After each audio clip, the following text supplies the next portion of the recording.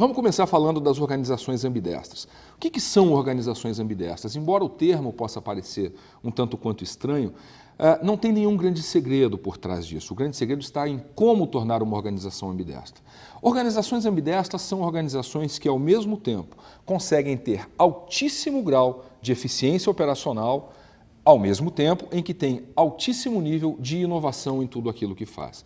Percebam que falando pode parecer simples, ok, uma organização que tem processos estruturados, uma organização que inova, mas essas coisas muitas vezes são excludentes.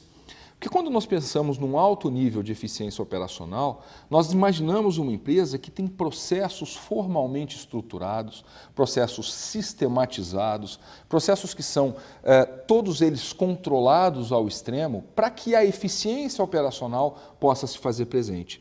E isso, por natureza, contrapõe o modelo de empresas inovadoras que nós conhecemos, que são empresas que têm um certo nível de caos instalado, porque o processo criativo, por definição, é um processo que exige algum nível de confusão, porque é exatamente dessa diversidade que surgem as ideias criativas, que surgem as boas ideias.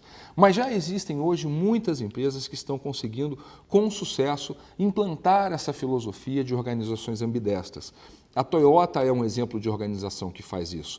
A Toyota, ao mesmo tempo que cultiva uma grande frugalidade nos seus hábitos, que controla suas despesas, que é muito preocupada em não ostentar, isso até é muito em decorrência da própria cultura oriental que é vigente dentro da Toyota, mas ao mesmo tempo ela consegue ser extremamente inovadora e cultivar um certo nível de paranoia positivo que a mantém num processo de inovação constante.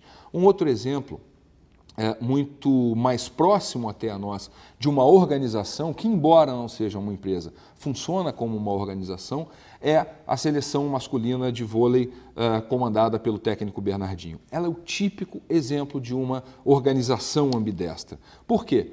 Porque ela está o tempo todo saindo da sua zona de conforto, ao mesmo tempo que continua inovando naquilo que planeja, naquilo que tenta fazer de novo para surpreender os seus adversários. Existe uma história, e essa história é contada pelo próprio Bernardinho nos seus livros, nas suas palestras, de que, por exemplo, a seleção masculina de vôlei começava a treinar num determinado horário, imaginemos que às 10 horas da manhã. E depois que a seleção de vôlei foi campeã mundial, o alterou o horário dos treinos para começar às 9. Aí os meninos foram lá e ganharam a medalha de ouro na Olimpíada. E no dia seguinte eles começaram a treinar às 8 e no dia seguinte às 7 e assim sucessivamente. Por que o Bernardinho mantém esse nível de paranoia criativa?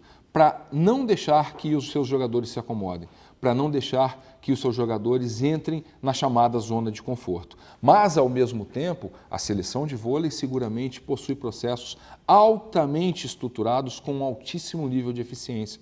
Todas as jogadas que são feitas são planejadas à exaustão e isso torna a organização, seleção de vôlei, algo que é extremamente bem sucedido. E eu disse que o segredo para uma organização ambidestra é como chegar lá.